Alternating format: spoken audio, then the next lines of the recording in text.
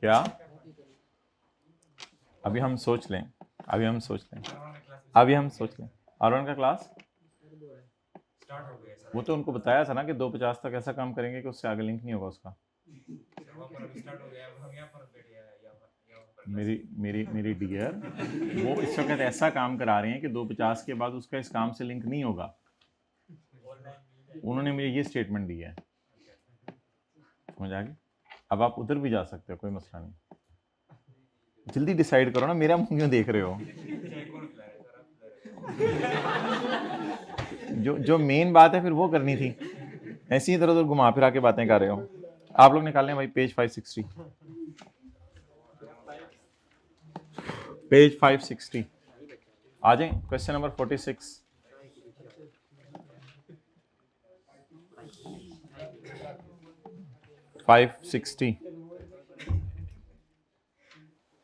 In the light of provisions of Sales Tax Act 1990 and rules made by Khaluji, briefly explain as to the chargeability/adjustment of sales tax in respect of each of the following dependent scenarios. Independent है, page 561, कल तक निकल आएगा इंशाल्लाह। 560। अच्छा जी,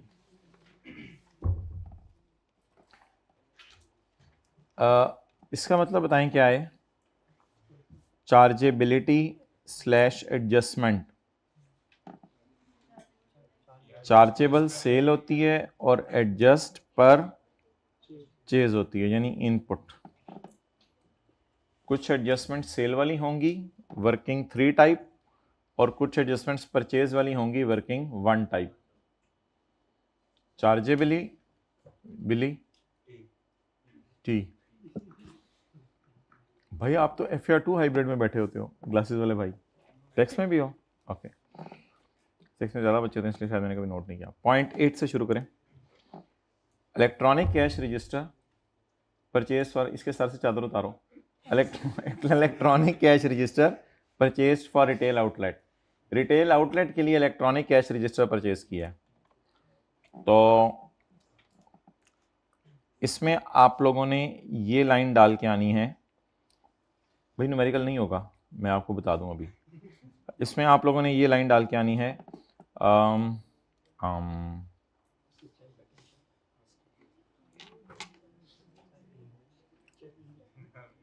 अच्छा,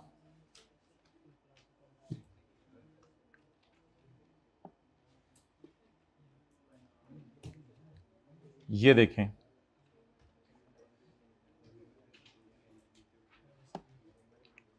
ये line पहले तो आप ये लिखाएंगे कि input on electronic cash register is allowed. फिर अगली लाइन लिख के आएंगे, input on electronic cash register shall not be restricted up to 90% of output. इसको 90% ऑफ आउटपुट तक रिस्ट्रिक्ट नहीं करना, तो ये ज़रूर आपने लिख के आना है। सेक्शन 8B के 1 की second last line.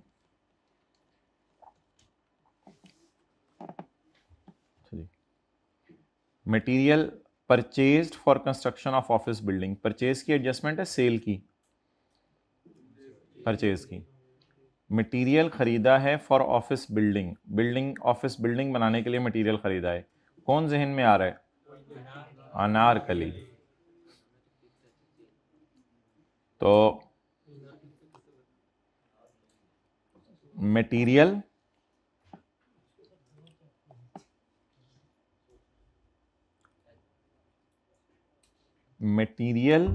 Used in immovable property, इसकी परचेज क्या हो जाएगी? डेड हो जाएगी। तो लिख के आएंगे हम के a registered person shall not be entitled to deduct input tax paid on बोले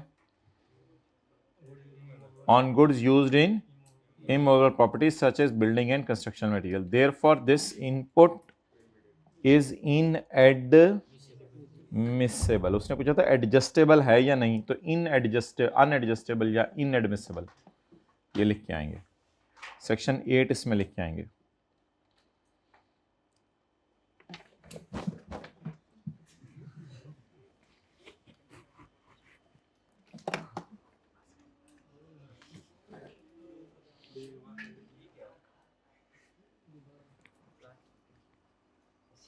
पॉज करो जरा।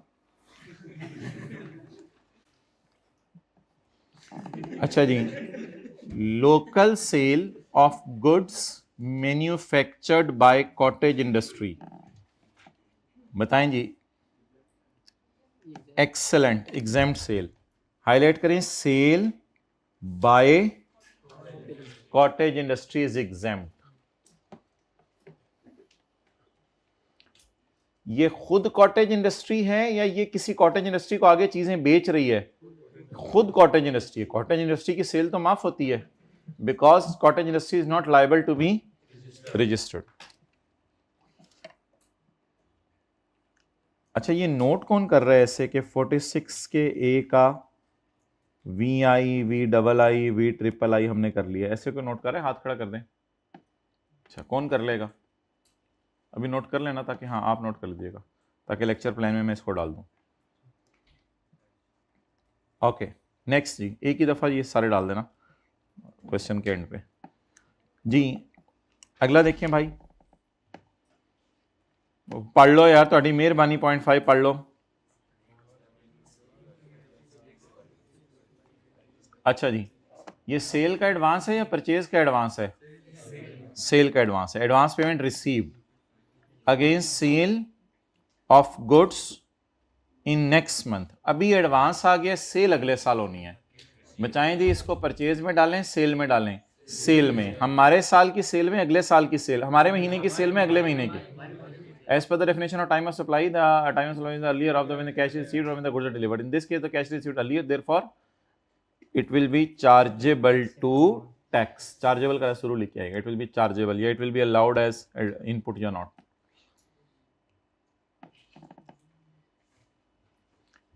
Payment of machine fuel by one of director,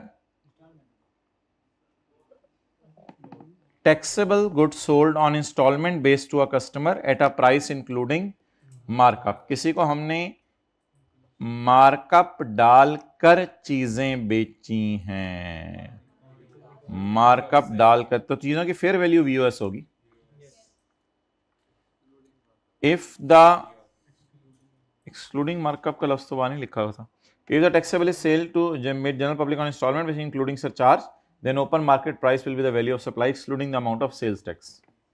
वो आपकी बात ठीक है कि मार्कअप शामिल नहीं होगा, एक्सक्लूडिंग मार्कअप, बट लिख के ये जवाब आना था असल में। Payment of machine fuel, machine का फ्यूल खरीदा है by one of director, director ने खरीदे अपने क्रेडिट कार्ड से पेमेंट करके, और machine is used for manufacturing taxable goods, machine से आगे टैक्सेबल गुड्स बन रही हैं। तो बताएं जी, वर्किंग वन में इसका इनपुट रिकॉर्ड करेंगे या डेड करेंगे? क्यों? सेक्शन 73 क्या कहता था? बिजनेस बैंक अकाउंट से पेमेंट हो या डायरेक्टर के बैंक अकाउंट से पेमेंट हो? बिजनेस। आए आए, मरहबा मरहबा, जी आया नू, जी आया नू, हुण जाया नू।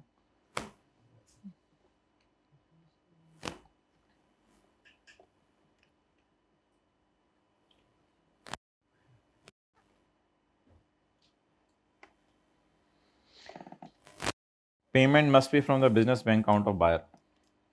ये लाइन लिख के, the payment should be from the business bank account of buyer, otherwise buyer will not be entitled to claim input, therefore this input is not admissible. Adjustable की जगह admissible ज़्यादा अच्छा लफ्ज़ होगा, therefore this input is not admissible.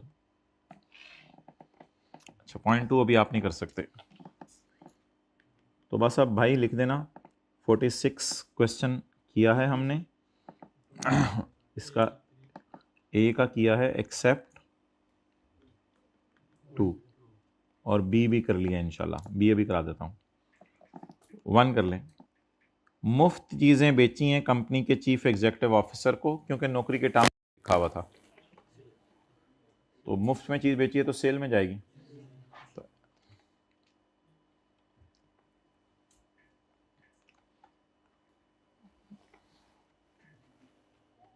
तो लिखें free provision of goods,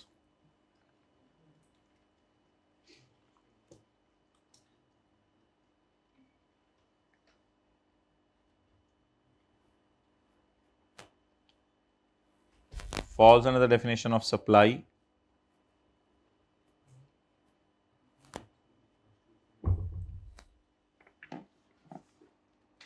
Therefore, it is chargeable to tax.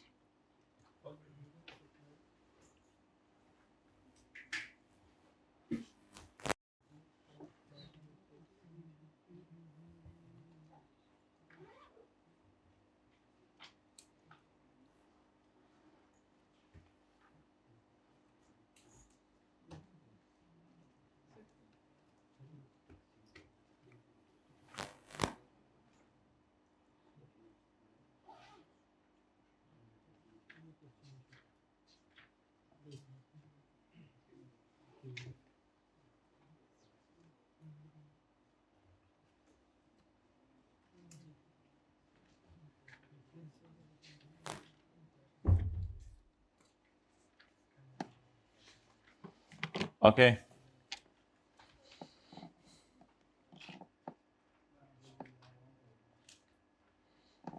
Under the Sales Tax Act and 1990 and rules made thereunder, briefly describe temporary sales tax registration. Also state the rights, obligation and responsibilities of person holding temporary. बस सारे लिख के आना है.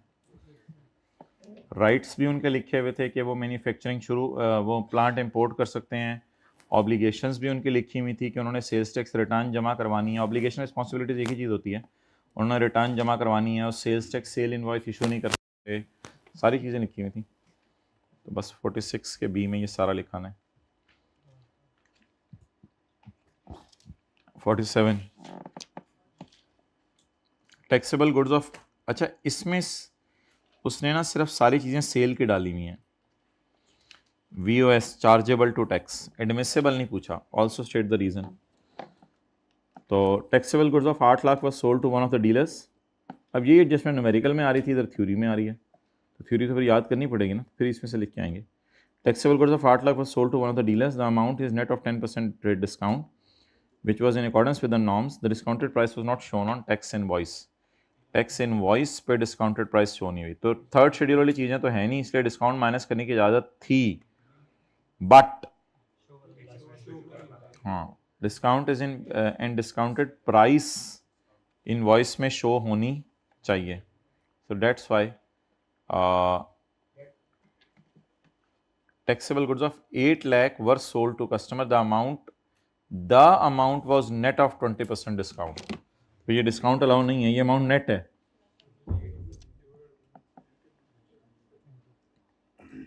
अच्छा, वैसे देखने में ये फुल अमाउंट लग रही थी पहला फिक्रा पढ़ के. The goods of 8 lakh were sold. देखने में थोड़ी सी कंफ्यूजन थी, ऑफ 8 लाख वर सोल्ड, लेकिन आगे उसने लिखा हुआ है द अमाउंट वॉज नेट. बस फिर कोई कंफ्यूजन नहीं रहेगी, ये अमाउंट नेट है. 8 लाख 80% पे पड़ा है, तो मुझे 100% दे दो.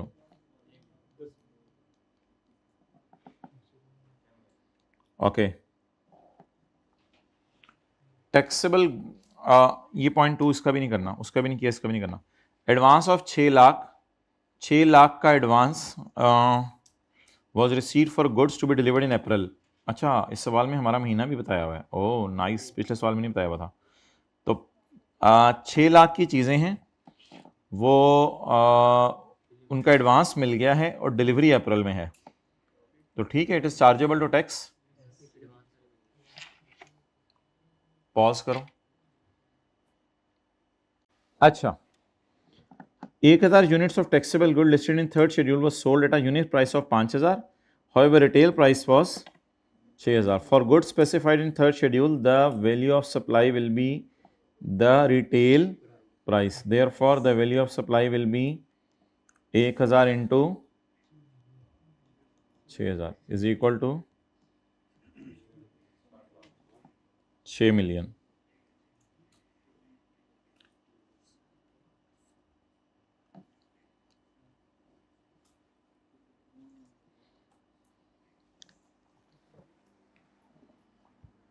अच्छा, कैश डिस्काउंट जो है ना, माइनस करने की इजाज़त नहीं है. ये फेयर 2 का लेक्चर है, छोड़ो इसको. कैश डिस्काउंट ना माइनस करने की इजाज़त नहीं है. कैश डिस्काउंट माइनस करने की इजाज़त नहीं है. Taxable goods of 4 lakh were sold at उधार ऑफ 2/10 and 30. क्या मतलब होता है 2/10 and 30 का? Pen 10 days, pay in 10 days to avail 2% discount. Normally you can pay in 30 days.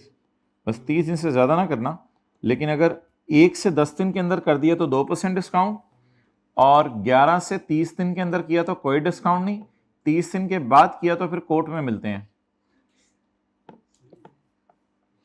नहीं, वैसे सेल्स टैक्स में तो इजाज़त है 180 दिन के अंदर पेमेंट करने की, लेकिन इन्होंने आपस में 30 दिन का किया हुआ है तो ठीक है, वो तो इनकी अपनी मर्जी.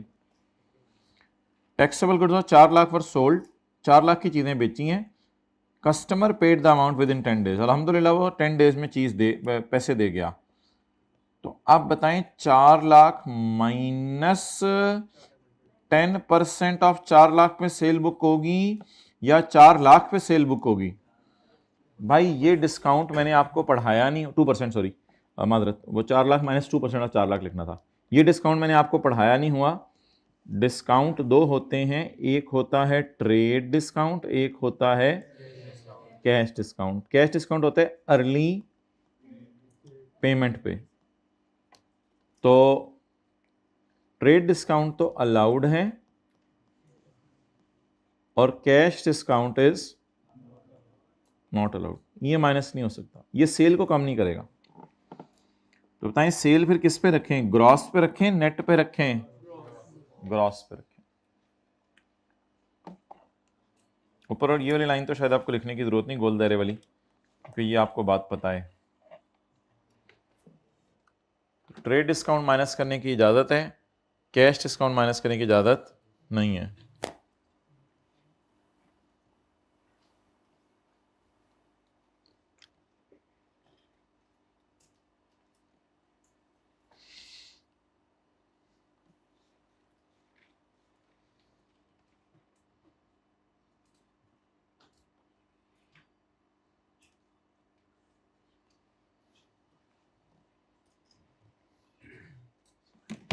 ओके.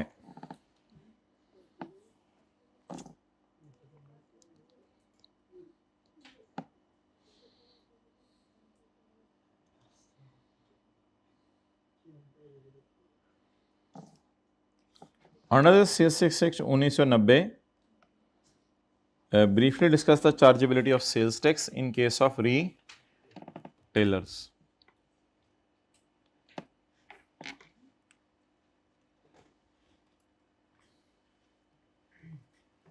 रिटेलर्स की चार्जेबिलिटी ऑफ सेल्स टैक्स.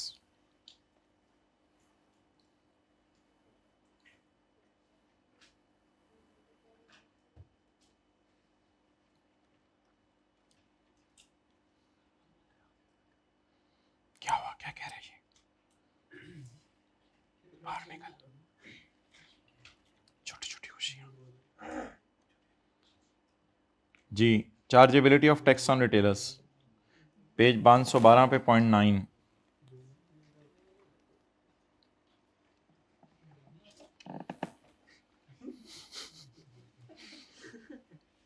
अच्छा जी.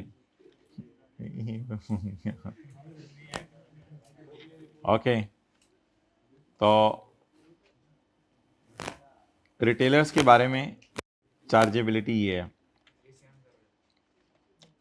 प्लीज खामोश.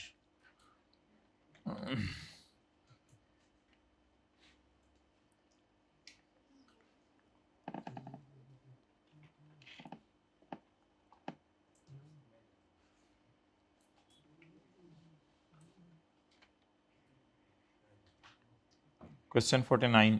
Under the provision of sales tax act 1990, 48 का ए करवाया बस. 49. Under the provision of sales tax rules made thereunder explain whether the following persons are required to be registered. क्या इन लोगों ने अपने आप को रजिस्टर करवाना है या नहीं करवाना?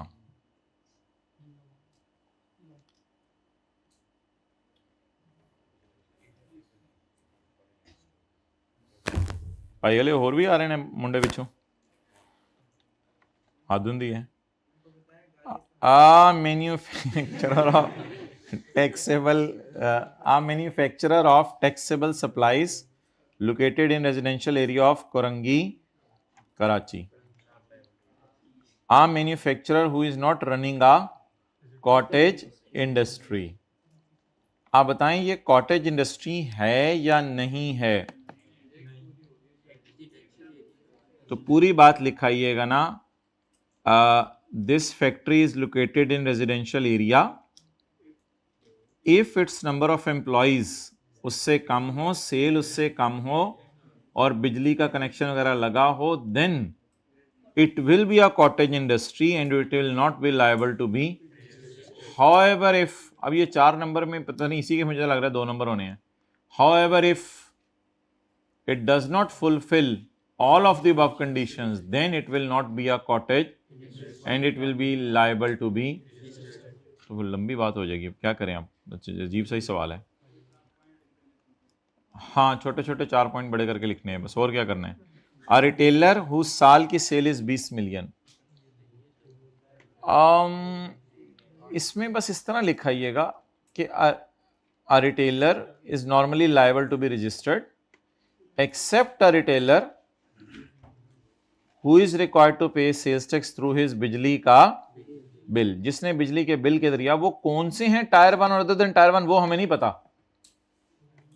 So if he is not paying tax through his electricity bill, he is required to be registered. इस तरह की लाइन डाल के आनी पड़ेगी फिर. अब क्या करें, नहीं पता हमें रूल ही नहीं पता. एक होते हैं बड़े रिटेलर, एक होते हैं, उसके बताया ही नहीं कि रूल क्या है. 20 मिलियन सेल वाला बड़ा होता है या छोटा होता है, मुझे नहीं पता. ये बड़ा रिटेलर है, आपको देखने में 20 मिलियन के जैसे बड़ा लग रहा होगा, लेकिन मेरे ख्याल से ये जवाब दे के आइएगा. A retailer is liable to be registered except such retailers who pay their sales tax through his electricity bill. If this retailer is not paying sales tax through electricity bill, then he is required to be registered because he is a tier 1 retailer. इस तरह भी लिख सकते हैं. A distributor of exempt sale. यार इसको तो ना रजिस्टर करवाएं. मैंने माना कि डिस्ट्रीब्यूटर जो है is liable to be registered, लेकिन ऊपर एक हेडिंग लिखी है ना, अगर ये टैक्सेबल एक्टिविटीज कर रहे हैं फिर तो माना कि होलसेलर डीलर वगैरह ने अपने आप को रजिस्टर करवाना है, इंपोर्टर वगैरह ने, होलसेलर ने करवाना है, बट ये डिस्ट्रीब्यूटर सिर्फ कौन सी सेल कर रहे हैं, सिर्फ होली कुरान बेच रहे हैं, तो अपने आप को रजिस्टर कराना जरूरी नहीं है. बस ठीक है. An exporter of taxable goods. If an exporter intends to obtain sales tax refund for his, then he is liable to be registered. अगर वो चाहता है, और कौन नहीं चाहेगा, इंटेंशन तो इसकी जरूर होगी. तो if an exporter is उसको 0 रेट का रिफंड चाहिए तो अपने आप को रजिस्टर कराए बस. तो पूरा सवाल हो गया ये तो. Goods exported shall be charged to tax at the rate of 0%. What are the exceptions to this rule? कहते हैं सुना तो ये है कि एक्सपोर्ट 0 रेट होती है. इस रूल की एक्सेप्शंस कोई तुम्हें पता है बबलू?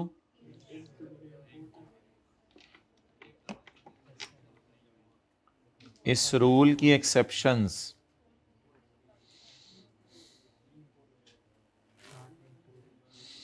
ये वाली 3, exports that are intended to be reimported, और ये सारा सेक्शन 4 का ABC नहीं, 1 2 3 page 513.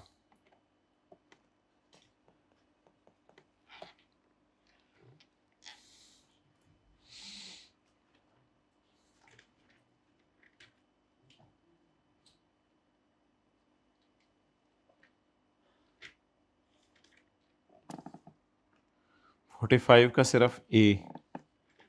However, under what situations the Inland Revenue may recover the sales tax from a person without issuing him a show cause notice? How and under what circumstances show cause notice दिए बगैर उससे recover किया जा सकता है?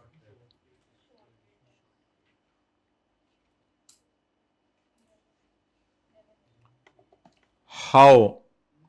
By stopping removal and through attachment of bank account. Under what circumstance? Where a registered person pays tax less than indicated in the return. through stopping removal of goods and attachment of his business bank account. Under what situation? If he pays tax less than indicated in his return.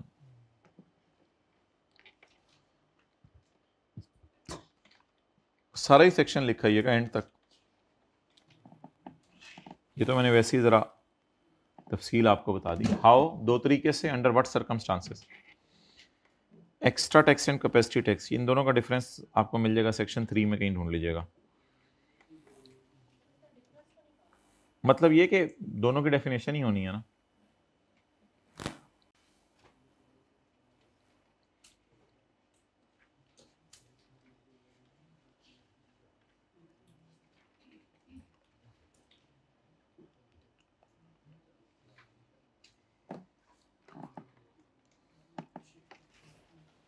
Temporary sales tax registration जो आज पढ़ा है, section 5 या rule 5A, 5A ही था शायद, घर जाके देख लीजिएगा आप. वो डायग्राम में जो पढ़ा था, रूल 5A, सेक्शन नहीं, जो आज नया चैप्टर शुरू किया है. Difference between exempt and zero rate sale. ये किसी सफ़े पे डब्बा बना हुआ है, पता नहीं पेज नंबर भी नहीं मुझे ढूंढ के देते. आप पेज नंबर में मैं खुद ढूंढूँ, सीए करने के बाद भी मैंने ही पेज नंबर ढूंढने हैं, ये लोग पेज में नहीं ढूंढ के दे. अच्छा भाई, वो ये एक पेज पे मैंने पढ़ाया था आपको, सुन रहे थे आप लोग? तेरी खैर. अच्छा, 522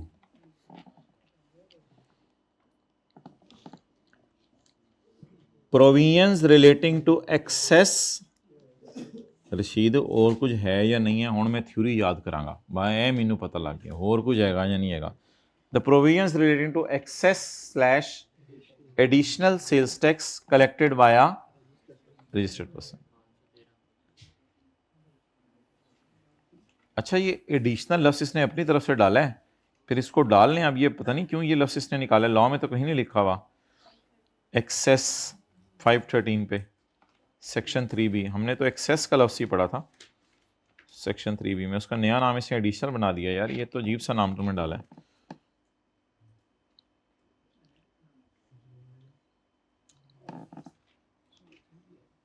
टेम्परेरी रजिस्ट्रेशन 38 तो पूरा हो गया. List the exceptions to the following general rule. Where sale are made to a person who has not obtain registration, they shall be charge, levied and paid a further tax at the rate of 4%. Goods exported shall be charge at the rate of 0%. List the exceptions to the following rules. Following rules की exceptions बतानी है कि 4% कब लगेगा या कब नहीं लगेगा. कब नहीं लगेगा. जीरो रेट होगा या कब नहीं होगा. कब एक्सपोर्ट जीरो रेट नहीं होंगी और कब 4% नहीं लगेगा. एक्सेप्शंस बतानी है. तो एक तो वही है जो अभी पढ़ाया था, और इसमें फिर वो अनलकीली ना, वो नीचे जो स्यापा प्रोग्राम है, आपा आई स्यापा लाई, इस तरह बोलते नहीं होते जिंदगी में, वैसे ही कह रहा हूं. पेज 509 वाला, ये हल्का फुल्का याद करना था.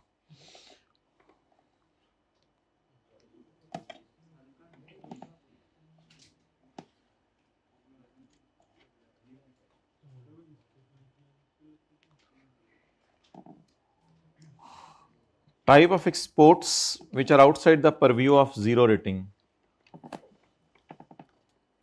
अच्छा, ये आपको मैंने नॉर्मल क्लास में कराऊंगा. अच्छा, ये अभी नॉर्मल क्लासें हमारे लिए और नॉर्मल क्लास बाकी लोगों के लिए. हाँ, हम दीवाने हैं ना, हम आए हुए हैं, हमारे लिए अब नॉर्मल क्लास, उनके लिए नॉर्मल.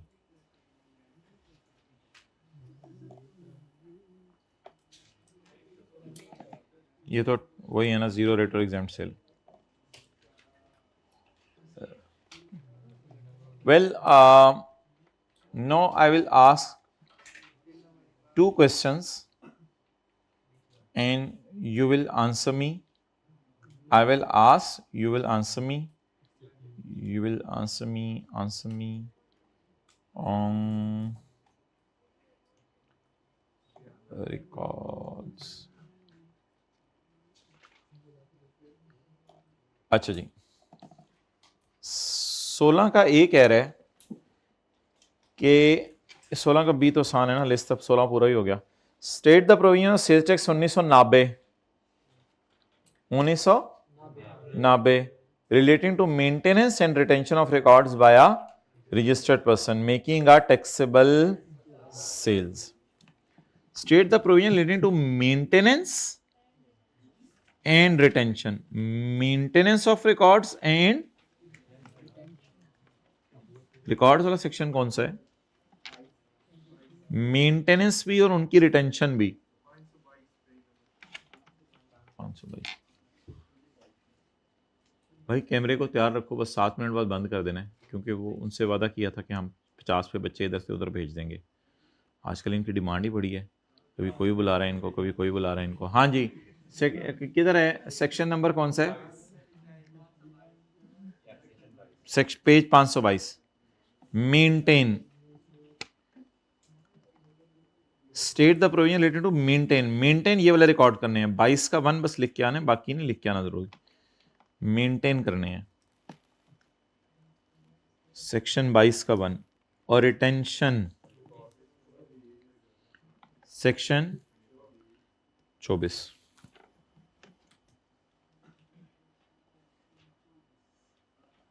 ओके. अब इस सवाल को अगर मैं कंपेयर करूं इस सवाली से, वो कौन सा सवाल था जो जिसकी तरफ हम थे और फिर उधर चले गए थे? और 30. Well done. 32. I really appreciate you. Identify the records which a registered person making taxable or exempt sale is required to maintain. वही सवाल है, रिकॉर्ड्स इसने मेंटेन करने हैं अपने बिजनेस रजिस्टर्ड ऑफिस पे. ये 4 नंबर का है, तब 9 नंबर का था. ये क्या चक्कर है?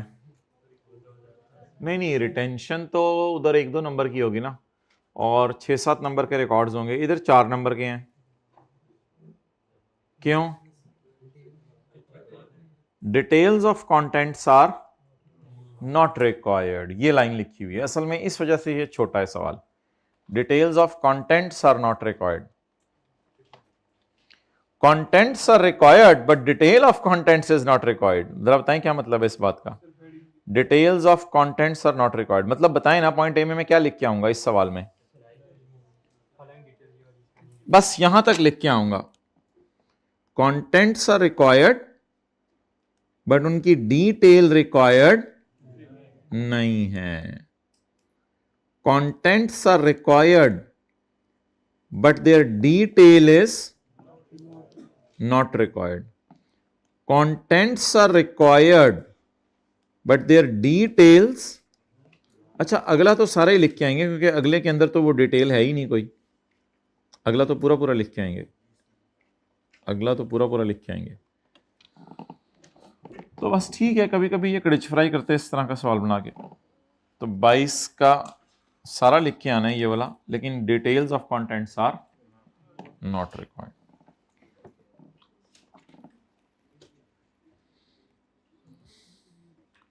How and under what circumstances Inland Revenue may recover the amount of sales tax from a person without issuing him a show cause notice. Input tax की डेफिनेशन मांगी है और सप्लाई की डेफिनेशन मांगी है. वो एक्सपोर्ट्स बता दें जो जीरो रेट से बाहर हैं, वही डेफिनेशन. कोई 6 सिचुएशंस बता दें जब इनपुट माइनस नहीं कर सकते. सेक्शन नंबर थोड़ी सी 8 से उठा लीजिएगा, थोड़ी सी 73 से उठा लीजिएगा, थोड़ी सी मेरी तरफ से उठा लीजिएगा. List the persons who are required to be registered.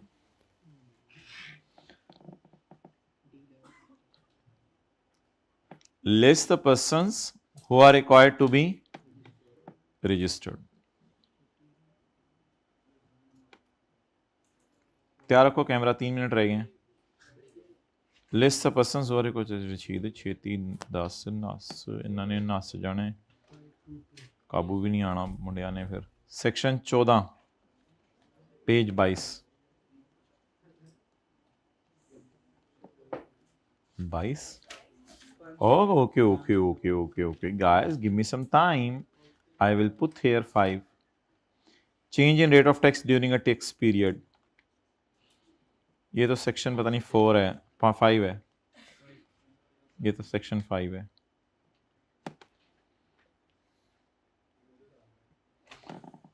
Discuss the conditions under which a registered person may file a revised return.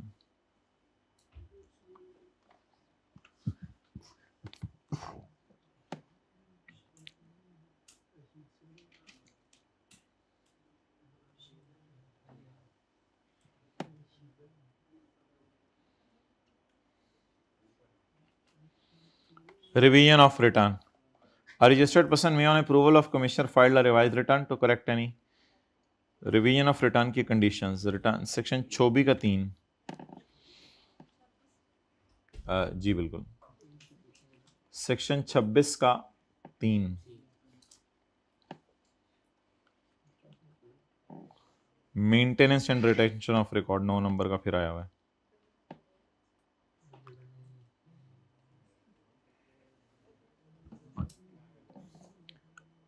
कौन सी चीजें जीरो रेट हैं और कौन सी चीजें जीरो रेट नहीं है। सेक्शन 4।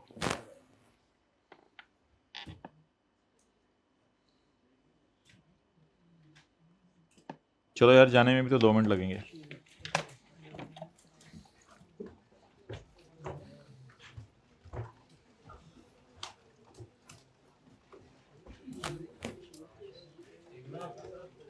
अल्लाह हाफिज।